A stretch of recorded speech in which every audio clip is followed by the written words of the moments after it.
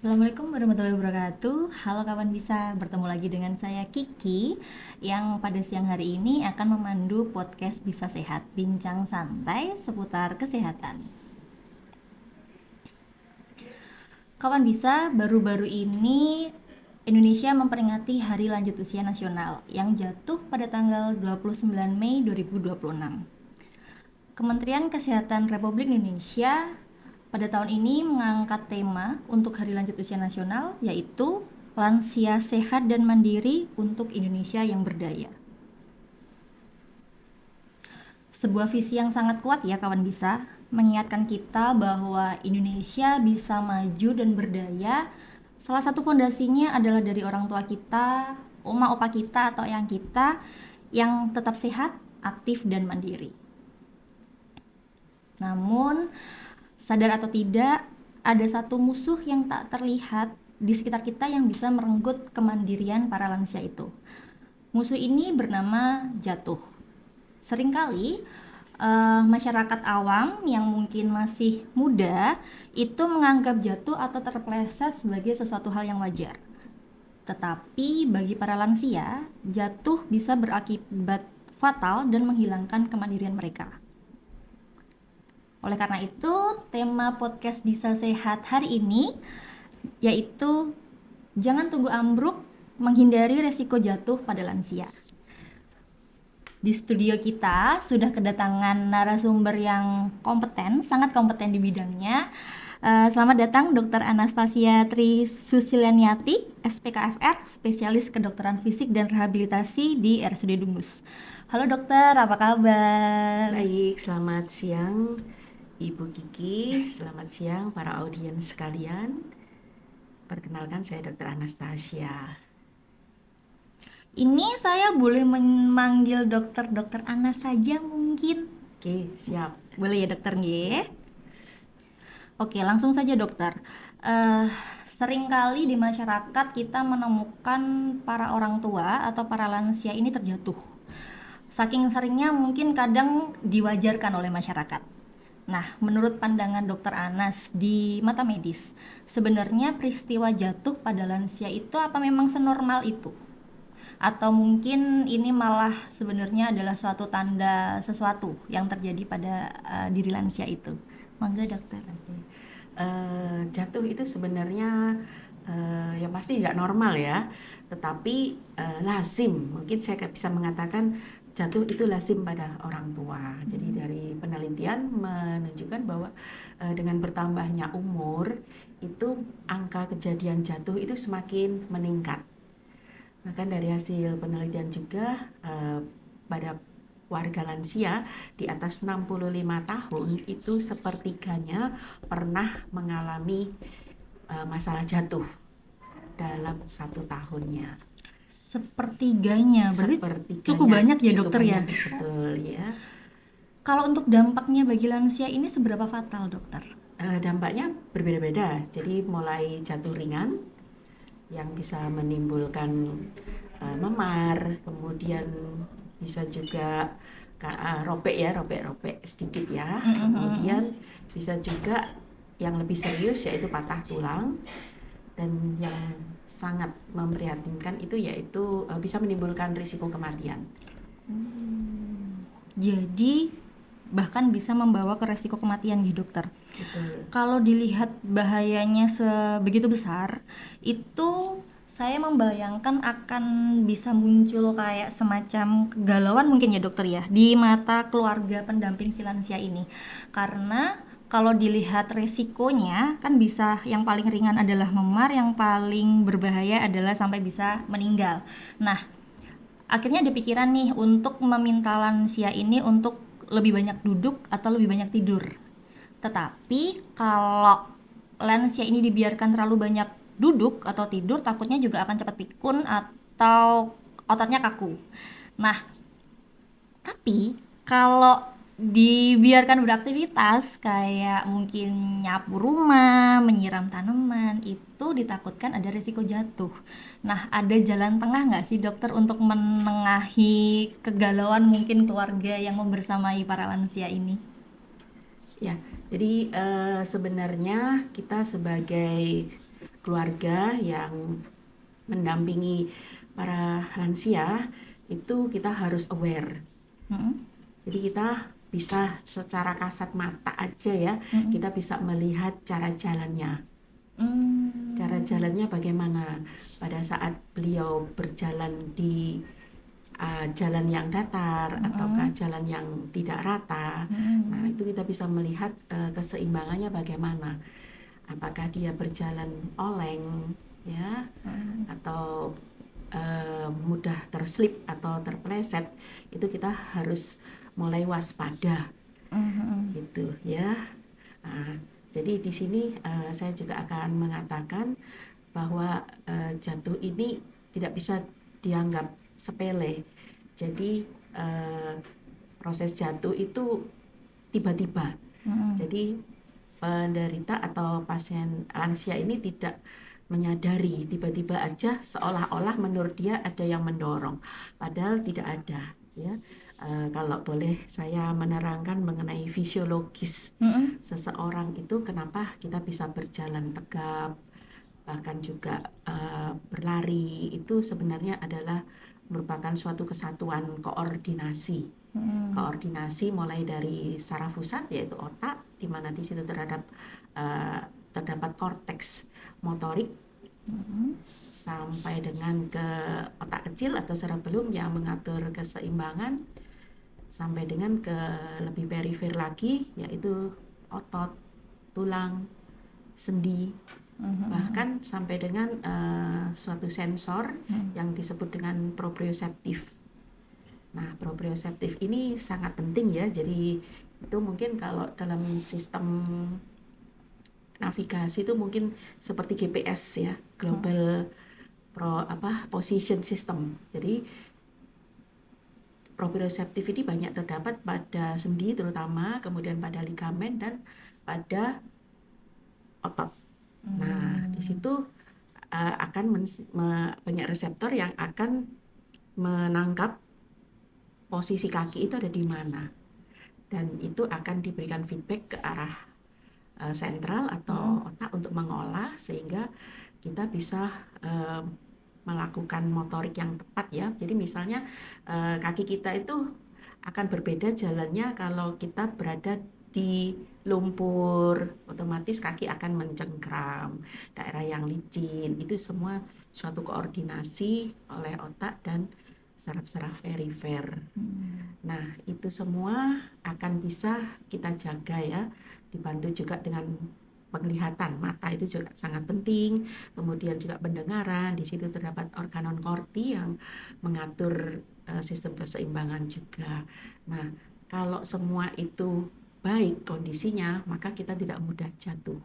Tetapi kembali lagi ke pertanyaan yang tadi, kalau para warga lanjut usia itu lebih banyak tidur ya, kalau begini dibatasi takut jatuh, itu normal sih sebagai kita caregiver ya. Tetapi kita harus tahu juga batas-batasnya, dalam arti kata semakin lanjut usia ini kita suruh istirahat atau imobilisasi, maka kekuatan ototnya itu akan berkurang, menjadi atrofi, disuse atrofi. Kemudian Atrofi itu apa gitu dokter? atrofi itu pengecilan otot yang disebabkan karena nggak pernah dipakai ya, termasuk juga sarkopenia pada lanjut usia, itu berkurangnya massa otot karena lebih banyak ke arah nutrisi, itu juga bisa ya, Mengecil berarti dokter. mengecil ya. Jadi sebenarnya justru penderita itu kalau kita biarkan untuk tidak mobilisasi sehingga akan memperoleh efek sampingnya. Berarti kalau diem aja juga tidak oke, karena Ya. akan malah mendatangkan masalah baru. Betul. Tapi berarti lebih hati-hati, lebih waspada mawon ya dokter nggih. Oke, jalan tengahnya adalah seperti itu. Tadi dokter sempat menyebutkan soal fisiologisnya ketika di tubuh kita, bagaimana seseorang ini bisa terhindar dari jatuh. Nah, ada perbedaan nggak sih dokter fisiologis dari orang yang masih muda mungkin dengan orang yang lansia, sehingga ada perbedaan di cara jalan para lansia ini, mungkin jadi kayak lebih sempoyongan atau mungkin jalannya jadi pelan sekali. Itu ada perubahan mungkin dokter di badannya Ya, lansia ini sendiri. pasti dari lanjut usia itu tidak bisa selalu terkena dengan istilahnya degeneratif.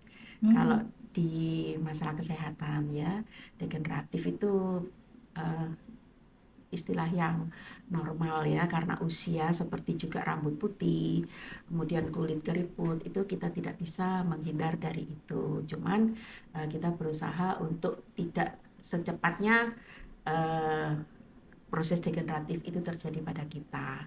Jadi akan terjadi degeneratif juga tadi yang saya sebutkan, seperti pada korteks motorik itu bisa juga terjadi penyumbatan. Nah, itu juga akan mempengaruhi cara jalannya, kelemahan pada anggota tubuh karena penyakit tertentu, itu juga akan mempengaruhi karena penyakit diabetes dan lain sebagainya, sehingga terjadi neuropati, itu juga akan mudah jatuh. Kemudian untuk tulang itu kalau bertambah tua pasti ke arah keropos ya, osteoporosis. Jadi semuanya itu saling sambung menyambung atau saling keterkaitan. Demikian juga pada otot, itu tadi yang saya katakan mudah atrofi, Mengecil. kemudian ligamen menjadi tidak lentur, tidak fleksibel, sehingga mudah jatuh. Jadi itu semua suatu kesatuan.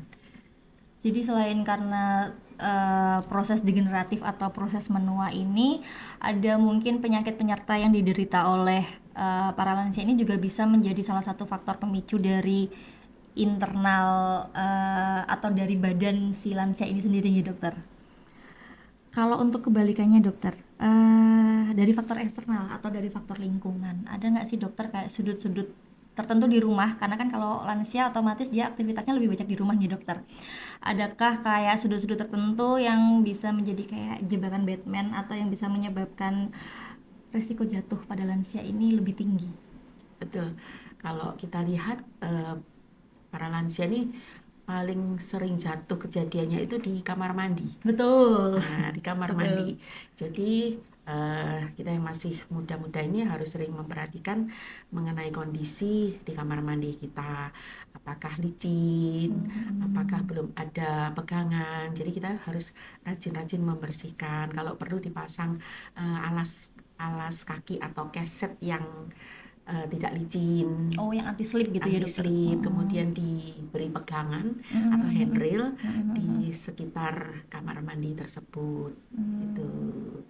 Dan daerah-daerah yang lain ya, misalnya dapur ya, mungkin kita perlu mengubah tata letaknya yang bisa menimbulkan halangan dari warga lansia tersebut.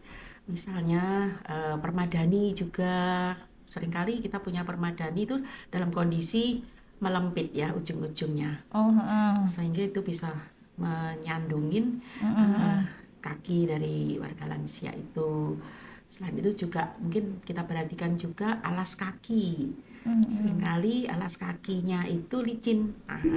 Itu harus sering-sering dicek ya, penyebab-penyebab eksternal.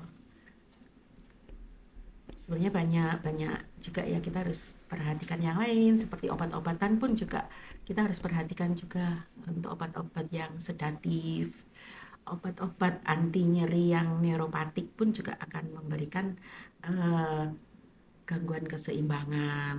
obat-obat yang sedatif itu seperti apa dokter? Efeknya seperti apa? CTM Oh, itu bikin sebagai obat ngantuk. alergi, Oh, ngantuk. ngantuk. Ya, ya, ya, Kemudian ya, ya. golongan neuropatik itu misalnya gabapentin atau pregabalin, itu juga akan memberikan efek seperti vertigo gitu Oh, ya.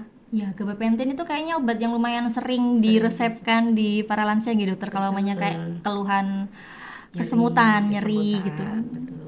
Ya, oke, oke, oke, oke. Mulai dicek kawan bisa di rumah apakah ada orang tua atau oma opa kita yang mengkonsumsi obat tersebut ya.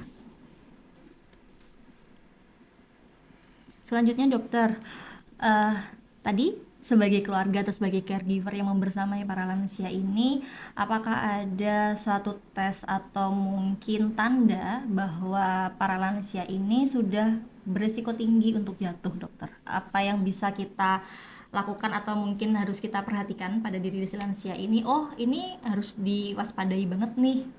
Monggo dokter. Ya, tadi di awal saya sudah mengatakan bahwa secara kasat mata kita bisa melihat dari cara jalan, ya kan? Kemudian yang kedua, kita bisa melakukan dengan tes yang cukup mudah. Yang pertama adalah TUG atau Time Up Go Test. Time Up Go Test itu hanya membutuhkan tempat duduk, kemudian ukuran. Kita ukur jaraknya sekitar 3 meter. Kemudian kalau perlu kita berikan suatu tanda batas.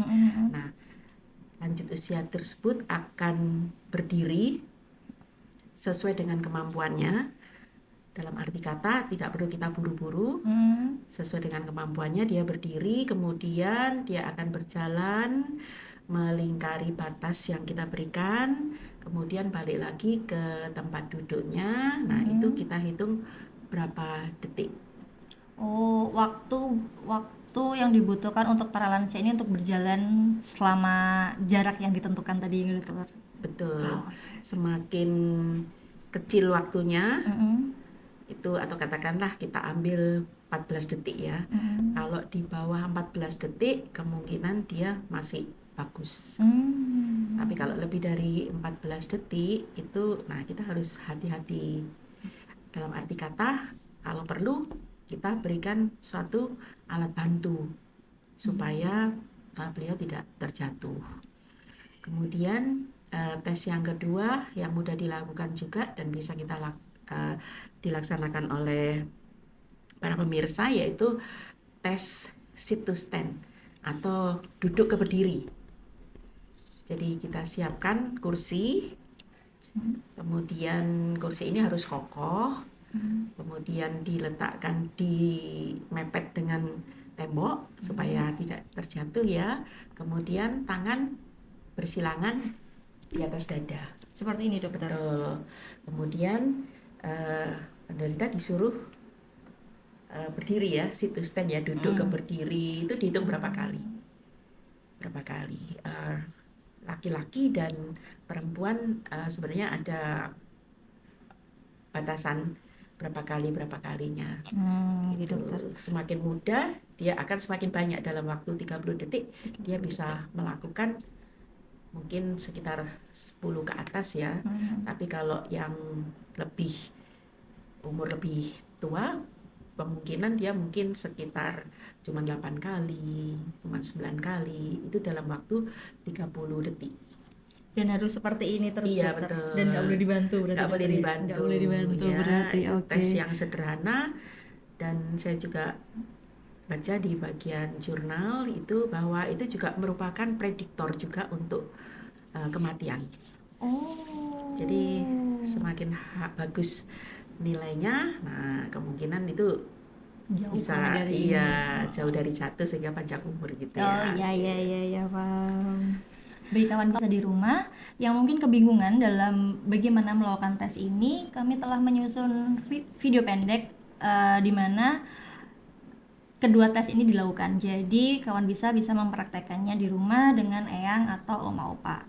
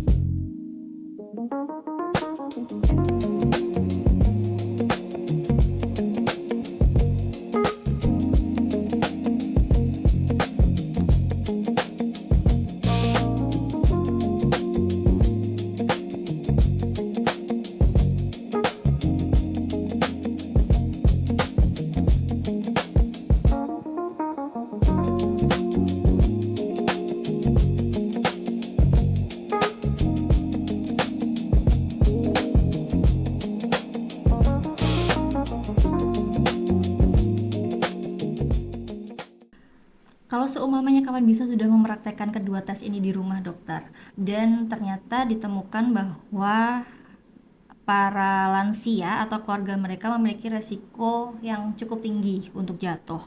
Nah, ini ada langkah medis atau solusi nyata tidak dokter yang bisa kita lakukan? Atau mungkin ini malah sudah bisa dikatakan terlambat untuk mencegahnya? Oke. Eh, Kalau ayah ibu kita yang sudah lanjut usia jatuh, yang pertama itu adalah satu, jangan panik. Kita harus tenang. Kemudian kita akan menghampiri bapak atau ibu kita yang jatuh. Kita akan melihat dulu kesadarannya bagaimana. Kalau dia sadar, maka kita akan menanyakan sakitnya di mana, apa yang dia rasakan. Nah, sambil misalnya di kaki kiri misalnya ya, kita akan melihat ke status lokalisnya kaki kiri, kita akan melihat apakah ada bentuk deformitas atau kelainan tulang, ataukah tulangnya itu bergeser.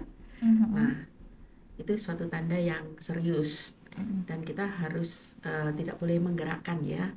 Tetapi kalau kita lihat semuanya bentuk tulangnya baik, tidak ada pergeseran, maka kita akan menyuruh bapak ibu kita untuk melakukan gerakan sederhana yang dia bisa. Kalau dia bisa, oh berarti aman ya.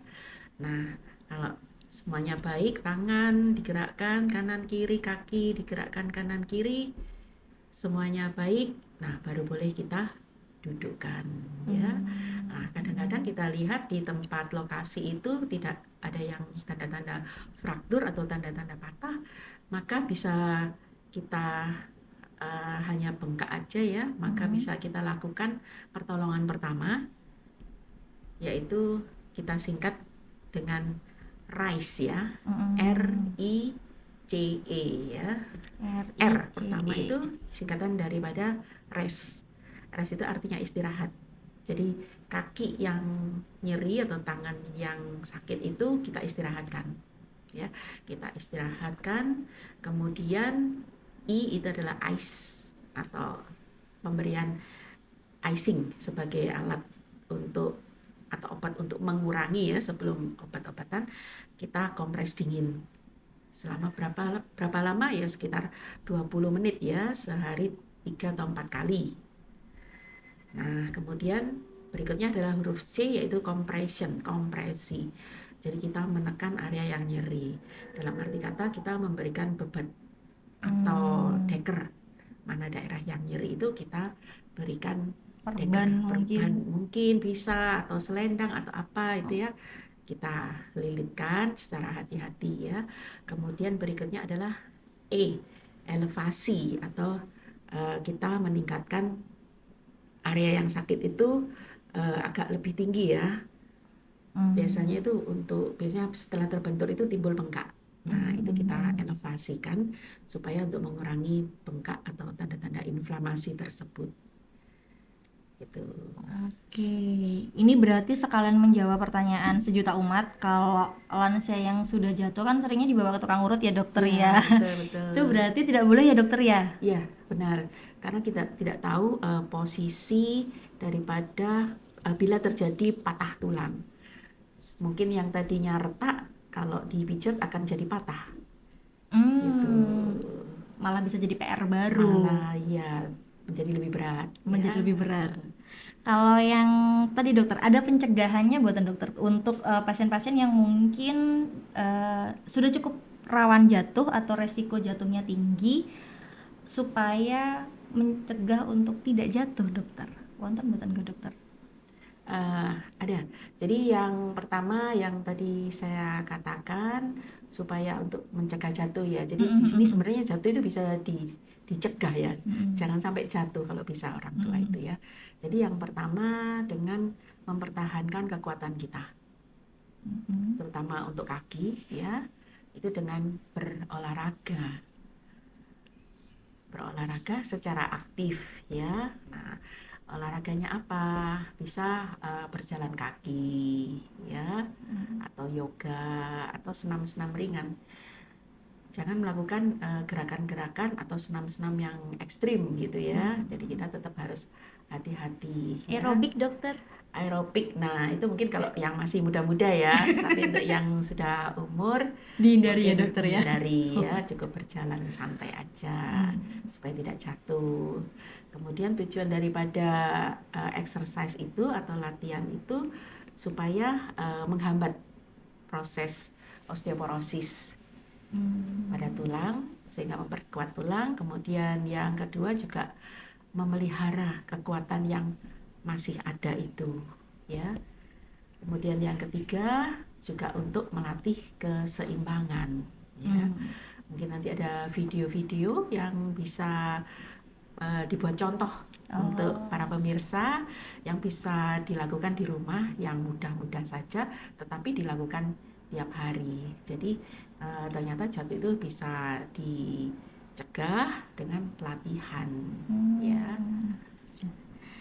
Iya kawan bisa, jadi kita juga sudah membuatkan video pendek yang berisi latihan-latihan ringan yang telah disusun oleh Dokter Anastasia sendiri untuk bisa dipraktekkan di rumah yang cukup aman ya dokter nggih untuk dilakukan.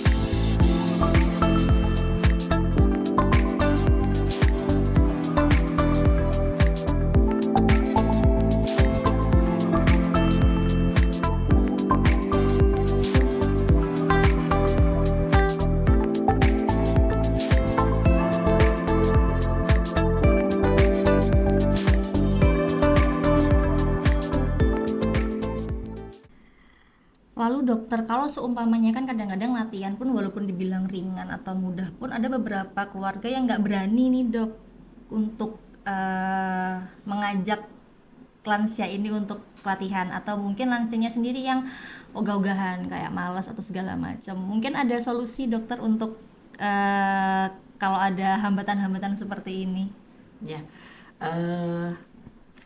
ini memang perlu pemahaman ya, pemahaman kepada orang tua kita bahwa tetap harus usahakan aktif, jangan pasif. Aktif dalam arti kata terkontrol ya, jangan sampai berlebih-lebihan. Kemudian juga kemandirian pasien, kemandirian daripada orang tua kita tetap dijaga. Jadi dia jangan dibatasi, tetapi dia masih boleh beraktivitas dalam porsi yang disesuaikan. Oke, berarti harus sering-sering dimotivasi ya dokter ya. Betul. Kalau untuk perlu nggak sih dokter diajak untuk ke rumah sakit gitu untuk diajak mungkin kontrol kah atau mungkin mengatasi penyakit penyertanya yang bisa menyebabkan jatuh, atau mungkin untuk latihannya mungkin supaya para lansia ini lebih semangat gitu mungkin dokter? Iya, bisa juga ya. Jadi apalagi kalau dia pernah jatuh ya, pertama kali jatuh itu biasanya akan diikuti jatuh berikutnya, jatuh kedua, berulang. jatuh ketiga, jatuh berulang. Jadi terutama sekali kalau lansia pernah jatuh, kita harus ke dokter untuk mengevaluasi kenapa kok sampai jatuh, apakah sudah mulai berkurang penglihatannya, ataukah ada gangguan otot, ataukah ada mulai proses pengapuran, nah, atau mulai penyakit degeneratif yang lain, ternyata ada diabetes, ternyata ada hipertensi. Nah, itu harus segera ke dokter. Jadi untuk jatuh pertama kali pun kita harus waspada dan harus dibawa ke dokter.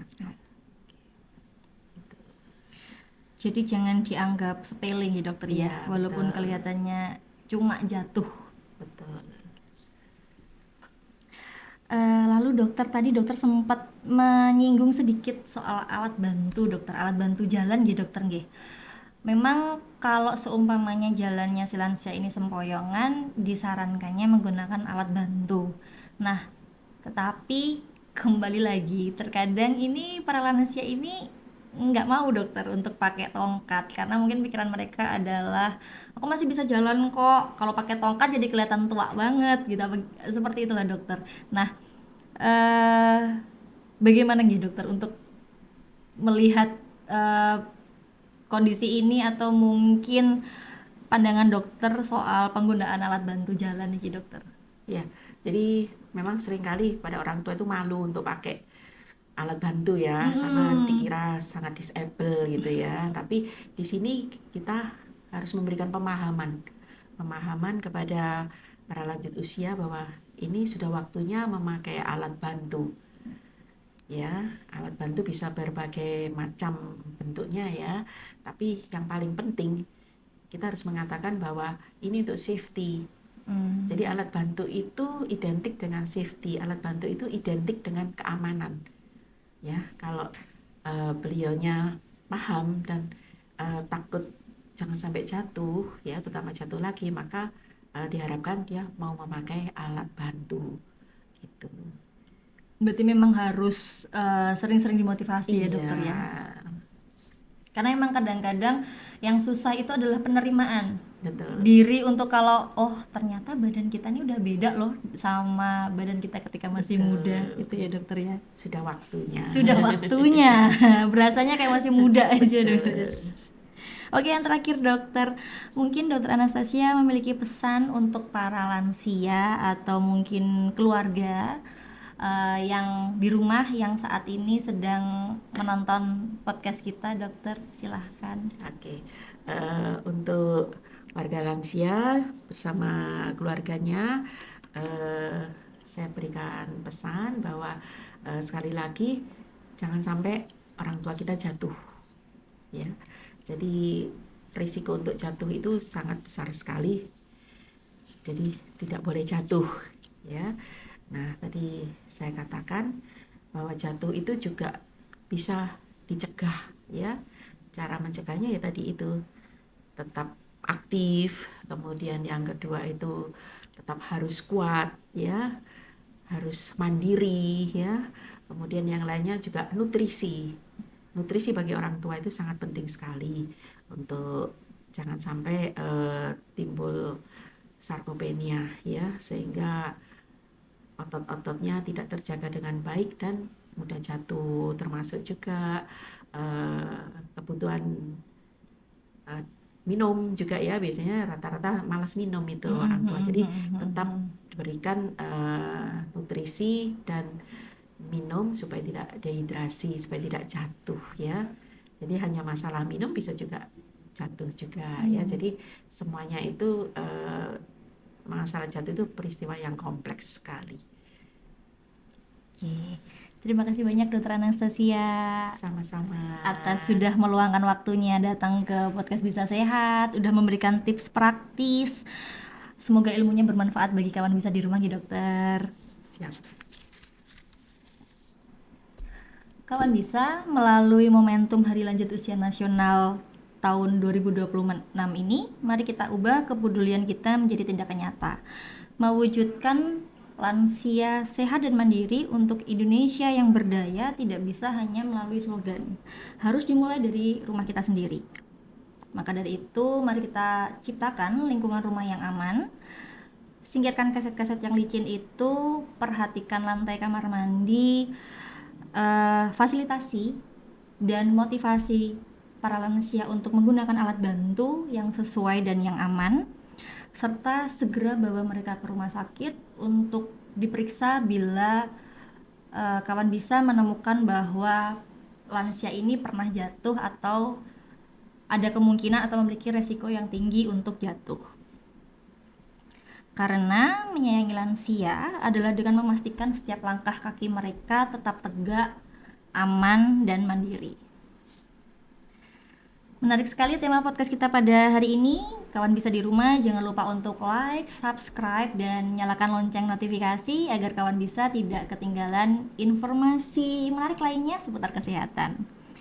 Saya Kiki sebagai host podcast Bisa Sehat pada hari ini dan Dr. Anastasia sebagai narasumber pamit undur diri. Sampai ketemu lagi di episode podcast Bisa Sehat di lain waktu. Sampai jumpa. Wassalamualaikum warahmatullahi wabarakatuh.